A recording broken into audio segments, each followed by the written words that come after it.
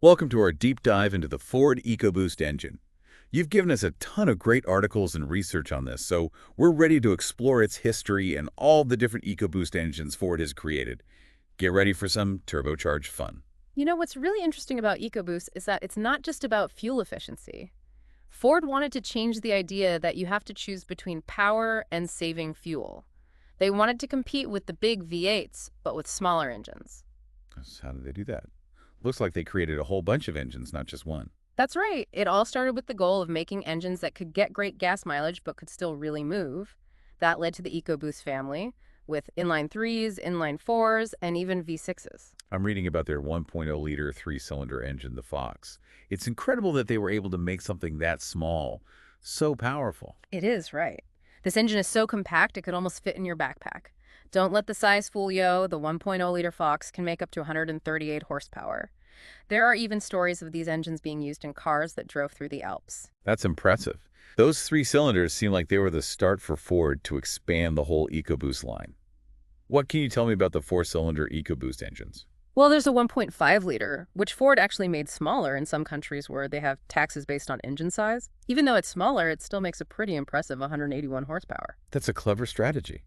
And the 1.6-liter EcoBoost seems to have a pretty interesting history. It was even used in racing, right? It was. The 1.6-liter was used in both Formula Ford Racing and the World Rally Championship, or WRC for short. It really shows how powerful this engine can be. That's amazing. But I also remember reading something about this engine having some issues, like overheating and even fires, if I remember correctly. How did Ford fix those problems with an engine that was proven in racing? Yeah, you're right. There were some big problems with the 1.6-liter EcoBoost. Early versions had problems with overheating, and some even caught on fire, which led to recalls and Ford having to give money back to customers. They had to act fast to fix those issues and get people to trust them again. It really shows that even with new technology, you can still have unexpected challenges. That's for sure a big lesson. So moving up in size, we get to the 2.0-liter EcoBoost, which I believe was designed to replace some of the smaller V6s in some of Ford's cars. Exactly. Ford wanted to offer V6 power, but with the fuel economy of a four-cylinder. And they definitely succeeded. The first generation 2.0-liter EcoBoost could put out up to 305 horsepower. It's really amazing how they got that much power out of an engine that's not that big. It really highlights how well their turbocharging and direct injection technology works. I also read that the North American and European versions of this engine actually had different cylinder heads. Why was that? You're right, they did. Different countries have different rules and regulations for their cars, especially when it comes to things like fuel economy and emissions. So Ford had to change the engine's design a little to meet those different requirements. It shows that engineering for a global market isn't easy. It's not a one-size-fits-all thing. That makes sense. What about the twin-scroll version of the 2.0-liter EcoBoost? What's different about that one? The twin-scroll 2.0-liter was all about making the engine even better.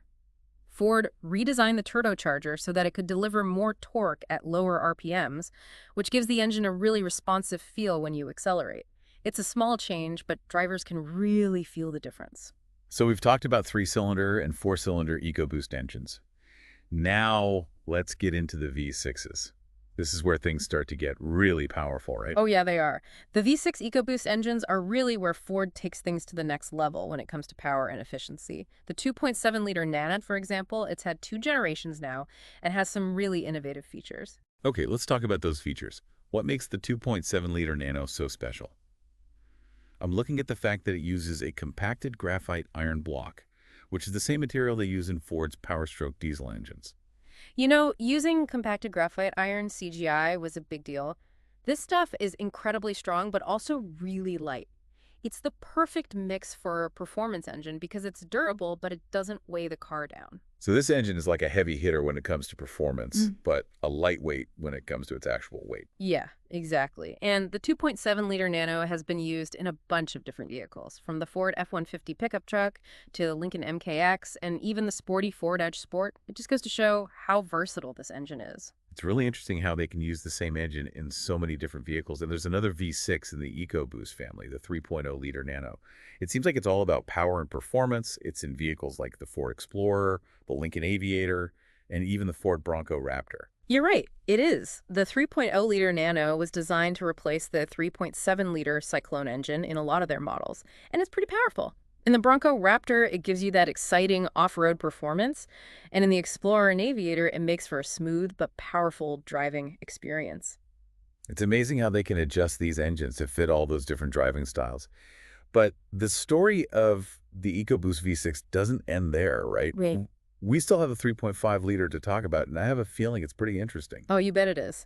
The 3.5-liter EcoBoost has a cool history, starting with its debut in the Lincoln MKR concept car. This first generation, it was originally called the Twin Force, was made to compete with the big V8s, and it definitely made a statement. I can imagine. How much power are we talking about here? Well, in that MKR concept car, the 3.5-liter EcoBoost made an impressive 415 horsepower and 400 pound-feet of torque. It showed that Ford was serious about taking on those V8 engines. So they weren't messing around. They wanted to shake things up in the industry. Exactly, and they didn't stop there. The second generation 3.5-liter EcoBoost, which they called the B35, was even better. It was first used in the 2017 Ford GT supercar. Wow, now we're talking about some serious performance. The Ford GT is an iconic car, and using this engine to power it really says something about what it can do. For sure. The second generation 3.5-liter EcoBoost was like a technological masterpiece. It had advanced turbocharging, direct injection, and they even used a lightweight aluminum block. And it wasn't just for the racetrack. This engine was also used in the Ford F-150, the Expedition, and the Navigator, which shows how adaptable it is. Ford has really pushed the limits with the EcoBoost engines. We've talked a lot about the different engine sizes and the cars they're used in, but now I'm curious about the technology that makes all this possible. What are some of the key features that make EcoBoost so special? Well, one of the big things is the twin independent variable camshaft timing, or TIE-VCT for short. It sounds complicated, but it's a pretty simple idea. Basically, TIE-VCT lets the engine adjust when the valves open and close, which helps improve performance and fuel economy depending on how you're driving. So it's like the engine is thinking for itself, trying to get the most out of every drop of fuel. Yeah, that's a good way to put it. It's all about making the engine smarter. By controlling the valve timing really precisely, Ford's engineers can get the most power and torque when you need it and better gas mileage when you don't. It's a win-win. That's pretty smart. So we have smart valve timing. Yeah. What else is going on under the hood of these EcoBoost engines? Another important part is direct injection. With this technology, fuel is injected directly into the cylinder where it burns instead of into the intake manifold. This makes the burning process more efficient, so you get more power from the same amount of fuel. It's all about getting the most out of the fuel without losing performance. They're really getting every bit of energy out of that fuel. That's impressive. But there's more to EcoBoost than just fuel injection. Right.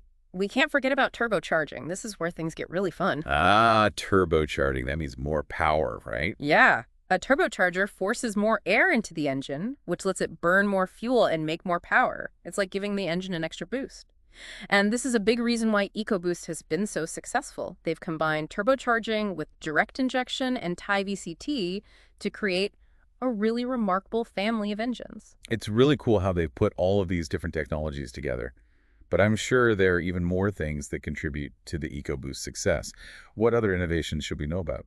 Well, some of the EcoBoost engines also have something called cylinder deactivation. Mhm. This system basically shuts off some of the cylinders when you don't need all the power, like when you're cruising on the highway. By doing this, they can turn a V6 into a V4 or a four-cylinder into a two-cylinder, which saves a lot of fuel without affecting performance when you need it. That's really clever. It's like the engine has an eco mode. Exactly. And remember those compacted graphite iron blocks we were talking about earlier? Those are used in some of the V6s, which makes them really strong and light, and that helps with both performance and fuel efficiency. Right. I'm starting to see that Ford is always finding new ways to make these engines better. It's incredible how much work has gone into creating the EcoBoost family. We've covered a lot about the technology, but let's change gears a little and talk about all the different places these engines are used. We've mentioned a few cars already, but can you give us a better idea of just how widespread the EcoBoost is? What types of vehicles can you find these engines in? Well, you can find EcoBoost engines in just about everything these days, from small cars like the Fiesta and Focus to larger sedans like the Fusion and Taurus SUVs like the Escape, Edge, Explorer, and Expedition, and even pickup trucks like the F-150 and Ranger. It really does sound like EcoBoost has had a big impact on the car industry. But things are changing so fast with all these electric cars. What do you think will happen to EcoBoost in the future? That's a really good question. Yeah, the car world is definitely changing quickly, especially with more and more electric cars coming out. But you got to remember that This change isn't going to happen overnight. People still want efficient and powerful gasoline engines, and that's where EcoBoost is still a really strong option. So you think EcoBoost still has a future even with all these electric cars? Oh, I do, definitely. I actually think that EcoBoost could be really important in that transition from regular gas engines to electric. Hmm. We're already starting to see mild hybrid systems in some EcoBoost engines. Remember that 1.0-liter Fox engine we talked about? Well, some of them have a little electric motor that helps the engine out and can give it a little extra power. Right. It's like a little electric helper that makes the engine more powerful and more fuel efficient. You got it. And as batteries keep getting better and cheaper, I wouldn't be surprised if we see more full hybrids or even plug-in hybrids with EcoBoost engines. Imagine an F-150 with a hybrid EcoBoost engine that combines all that torque with really great fuel economy. Now that you mention it, I do remember that Ford said they were going to make a hybrid F-150 a while back. Maybe they'll use a hybrid EcoBoost system in it. I think it's definitely possible. But electric isn't the only way forward for EcoBoost. Ford's always working on making these engines better, finding ways to get more power and better fuel economy out of them. For example, some of the newer EcoBoost engines are using both port and direct injection.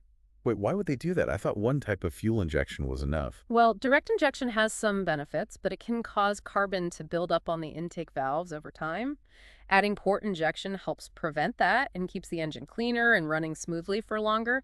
It's all about taking care of those little problems and just making the technology better overall. So it's kind of like getting the best of both worlds then.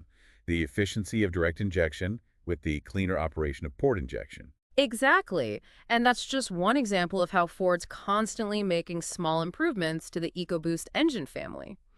They're also trying to find better ways to burn fuel, reduce friction, and make the engines feel even more responsive when you drive them. It seems like they're never satisfied and always trying to make the perfect engine. In a way, they are. And it's that drive to always be better that's made EcoBoost such a success story. By pushing the limits of what an engine can do, Ford's created a whole family of engines that are both powerful and fuel efficient, which is something that a lot of drivers want. That's a great point. This deep dive has been so interesting. I've really learned a lot about the EcoBoost engine family. Before we finish up, do you have any final thoughts for our listeners? As you learn more about EcoBoost, I want you to think about this. How has this engine family changed the car industry as a whole?